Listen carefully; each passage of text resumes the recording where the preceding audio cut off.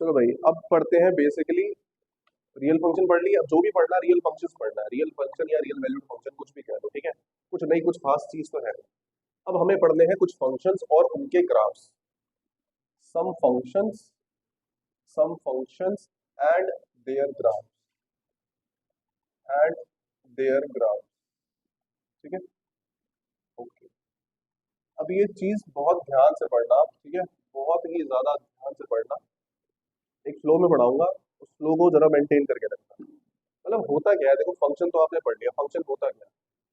आप x की value put करते हो, आपको fx मिलता है। फंक्शन और कुछ नहीं होता।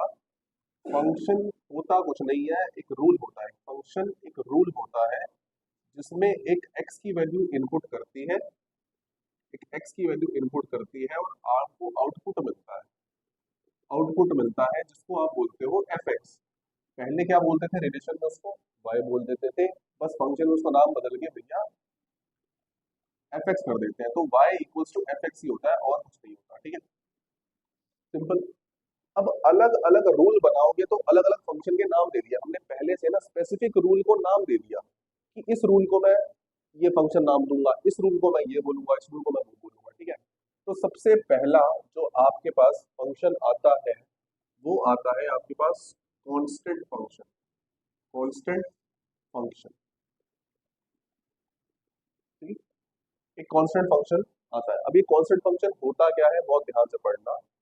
मान लेते हैं आपके पास एक फंक्शन है जो कि r to r, a function is defined from real number to real number and defined by fx is equals to k, where k is a constant, where k is a constant। मतलब एक ऐसा function जो आपको fx equals to k दिखे, उस function को बोलना आपने कांस्टेंट फंक्शन। ये फंक्शन कांस्टेंट फंक्शन क्यों होता है? ये फंक्शन कांस्टेंट फंक्शन इसलिए होता है क्योंकि इस फंक्शन में आप x की कोई भी वैल्यू पुट करोगे तो आंसर हमेशा k मिलेगा।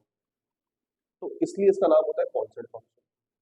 कुछ नई चीज नहीं है, जो चीज आप ऑलरेडी पढ़ चुके हो ना, 9th 10th 11th, मतलब 9th 10th में, ये चीज आपने कहीं ना कहीं देखी होगी। फॉर एग्जाम्पल के तौर पर बता देता हूँ। Example, for example let's say अगर मैं कहूँ fx इज इक्वल्स टू 3, तो ये जो फंक्शन है ये कांस्टेंट फंक्शन कहलाता है। मतलब इसमें आप कुछ भी पुट कर लो, कुछ भी पुट करने का मतलब है, लेट्स से मैंने 1 पुट करा तो भी आंसर क्या मिला, 3। मैंने इसमें x की जगह 0 पुट करा तो भी आंसर क्या मिला, 3। मैंने इसमें -1 पुट करा तो भी आंसर क्या मिला, 3। कांस्टेंट फंक्शन सिर्फ वही वैल्यू देगा, आप x की जगह कुछ भी पुट करते हो। क्लियर बात है? ओके। तो एफ एक्स इक्वल्स टू है के। अब फंक्शन पढ़ लिया क्या होता है, और हमें पढ़ना है उसका ग्राफ। अब ग्राफ क्या होता है, मैंने आपको ऑलरेडी बता रखा कि y क्या होता है, y एफ एक्स के बराबर होता है। और एफ एक्स किसके बराबर है यहाँ पर, के बराबर है। तो एक्चुअली में y किसके इक्वल हुआ, y के इक्वल हो गया। तो इसका जो ग्राफ बनेगा, ये जो वर्टिकल लाइन बनाती है ये होती है आपकी y एक्सिस, और ये जो होगी आपकी मास x एक्सिस। अब मान लो के क्या है, कोई नंबर ही तो है। तो लेट से कोई नंबर है के, उसमें से अगर आप एक लाइन पास कर दोगे तो वो क्या हो जाएगा, ओए तेरी छुट्टी हो गया, ये एक नंबर है के। तो ये जो ग्राफ बनेगा y equals to f x, y equals to f x equals to k, कुछ भी कह लो, या y इक्वल्स टू के कह लो, या एफ एक्स इक्वल्स टू के कह लो। ये जो ग्राफ बनेगा यही आपका कहलाता है कांस्टेंट फंक्शन का ग्राफ। समझ में नहीं आ रहा तो एग्जांपल दे देता हूँ। एफ एक्स इक्वल्स टू क्या था, 3 था ना। यहाँ पर 3 कोई नंबर होगा, ये होगा 1, ये होगा 2, ये होगा 3। में से अगर आप लाइन पास करोगे इसको क्या बोलोगे, y इक्वल्स टू 3। ये तो पढ़ा ना, y में से 3 पास करोगे तो y इक्वल्स टू 3। अगर x में से पास कर दोगे तो x इक्वल्स टू 3। क्लियर बात है? तो ये y इक्वल्स टू 3, तो ये जो ग्राफ होता है ये होता है आपका कांस्टेंट फंक्शन का ग्राफ। अब वो कोई बोले कांस्टेंट फंक्शन का ग्राफ बना दो, आप सीधी एक लाइन खींच दो। अब हमें और कुछ भी थोड़ा सा पढ़ना है, और वो है डोमेन और रेंज के बारे में। अब बहुत ध्यान से पढ़ना, डोमेन और रेंज क्या होती है। Domain and range. अब ये डोमेन और रेंज क्या होती है, डोमेन होता है, अभी तक तो आपने पढ़ लिया, एक फंक्शन होता है। देख सुनो, अभी तक मैंने आपको क्या पढ़ा रखा है, एक फंक्शन होता है, जो पहला सेट होता है वो डोमेन होती है, और जो दूसरा सेट होता है वो डोमेन होती है। ये तो पढ़ा था, ओके। फिर एक रेंज भी आती है, कोडोमेन में से रेंज निकल के आती है। अब क्योंकि अब डोमेन का एक्चुअली मतलब क्या है, हम कौन से फंक्शन पढ़ रहे हैं, हम फंक्शन पढ़ रहे हैं रियल नंबर, रियल फंक्शन पढ़ रहे हैं। रियल फंक्शन का मतलब होता है ऐसे फंक्शन जिसकी डोमेन रियल नंबर हो या उसका सबसेट हो। मतलब हम रियल नंबर में से कौन कौन से नंबर पुट कर सकते हैं। याद रखना, डोमेन का एक्चुअली मतलब ये होता है कि मैं उस फंक्शन में कौन सी वैल्यूज को इनपुट कर सकता हूँ। इनपुट करने का मतलब है ऐसी वैल्यूज बताओ जिसको पुट करने पर आंसर नॉट डिफाइन ना आए। चलो समझना, थोड़ा डिटेल में समझना।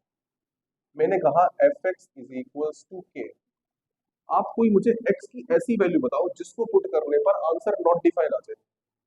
आप कहोगे कि जब आंसर ही के आना है, हमेशा हमेशा आंसर क्या मिलेगा, के मिलेगा, भले मैं कुछ भी पुट करूं। इसका मतलब पता क्या होता है, इसका मतलब ये होता है अगर मैं वन पुट करूंगा ना एक्स की जगह तो भी मुझे आंसर क्या मिलेगा, के। अगर मैं टू पुट करूंगा तो आंसर क्या मिलेगा, के। थ्री पुट करूंगा तो आंसर क्या मिलेगा, के। हर वैल्यू पे मुझे आंसर के मिल रहा है, तो कभी ये आंसर नॉट डिफाइन नहीं देगा मुझे। तो एक्स की कोई भी वैल्यू पुट कर सकता हूँ मैं, एक्स की कोई भी वैल्यू इनपुट करूंगा तो मुझे आंसर मिलेगा के।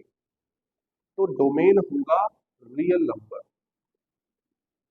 क्योंकि मैं एक्स की कोई भी वैल्यू इनपुट कर सकता हूँ, पुट कर सकता हूँ। याद रखना, एक्स की वैल्यू को इनपुट करना डोमेन कहलाता है, और इसलिए मैंने यहाँ पर क्या लिखा था, रियल नंबर। एक फंक्शन है रियल नंबर। डोमेन मैंने बताया ना, फंक्शन के आगे ये जो लिखा होता है पहला सेट क्या होता है, डोमेन। क्योंकि मैं यहाँ पर कोई भी रियल नंबर पुट कर सकता हूँ तो ये कहलाएगा डोमेन, रियल नंबर कहलाएगा। अब रेंज क्या होता है, रेंज होता है उस एक्स की वैल्यू पुट करने पर आंसर क्या मिला। मैंने वन पुट करा तो आंसर क्या मिला, के। टू पुट करने पर आंसर क्या मिला, के। थ्री पुट करने पर आंसर क्या मिला, के। तो जब एक ही आंसर मिल रहा है, जो आंसर मिलता है उसी को क्या बोलते हैं, रेंज। तो रेंज होगी यहाँ पर, ये है आपका कांस्टेंट फंक्शन। दोबारा से रिकैप कर रहा हूँ। आपके पास मान लो एक फंक्शन है f, that is from r to r. अब मैंने आर क्यों लिखा था वो पहले से पता था कि उसकी डोमेन आर ही आएगी। Function f from r to r defined by f x is equals to k. अब के की जगह सी भी लिखा हो सकता है, नहीं जगह कांस्टेंट होना चाहिए, बात खत्म। इसका ग्राफ क्या होगा, इसका ग्राफ कैसे पता लगता है, एफ एक्स जो होगा, एफ एक्स जो होगा वो किसके बराबर होता है, वो वाई तो होता है। मैं एक्स को पुट करता हूँ मुझे एफ एक्स मिलता है, और वही होता है आपका वाई। तो यहाँ पर मैंने एग्जांपल के तौर पर समझाया, एफ एक्स इक्वल्स 3 है, एक्स की जगह वन पुट करोगे तो 3 मिलेगा, जीरो पुट करोगे तो 3 मिलेगा, माइनस पुट करोगे तो 3 मिलेगा। मतलब पॉजिटिव पुट करो तब भी 3, जीरो पुट करो तब भी 3, माइनस पुट करो तब भी 3। तो सिमिलरली यहाँ पर के है, कुछ भी पुट कर लो आंसर क्या मिलेगा, के। तो y इक्वल्स टू के का ग्राफ क्या बनता है, y में से पास कर दो के। अगर के पॉजिटिव हुआ तो ऊपर बनेगा, नीचे नेगेटिव होगा तो नीचे भी बन सकता है, ऐसी बात नहीं है। कुल मिला के जो ग्राफ बनेगा that will be parallel to the x axis. वो उसका रीजन मैंने आपको बता दिया। अब डोमेन क्या होता है, डोमेन होता है एक्स की वो वैल्यूज जिनको मैं इनपुट कर सकता हूँ, जिसको मुझे आंसर मिले, जिसपे मुझे आंसर मिले। याद रखना, एक्स की value, not F x. X की वैल्यू कुछ भी पुट कर सकता हूँ। और ग्राफ से कैसे पता लगाते हैं वो भी देख लो। ये ग्राफ कहाँ से कहाँ जा रहा है, माइनस इंफिनिटी से प्लस इंफिनिटी जा रहा है। माइनस इंफिनिटी से लेकर प्लस इंफिनिटी तक कोई भी नंबर पुट कर सकता हूँ ना। कहीं पर ग्राफ ब्रेक हो रहा है मेरा, देखो लाइन तो इनफाइनाइट तक कहीं बना लो, इधर बना लो, उधर बना लो, कहीं बना लो। तो एक्स की सारी के सारी वैल्यूज पर मुझे आंसर मिल रहा है ना, क्या मिल रहा है, के। तो इसलिए इसकी डोमेन क्या होगी, रियल नंबर। और आंसर क्या मिल रहा है हमेशा, के। तो रेंज क्या होगी, के। कोई दिक्कत किसी को नहीं है, ठीक है।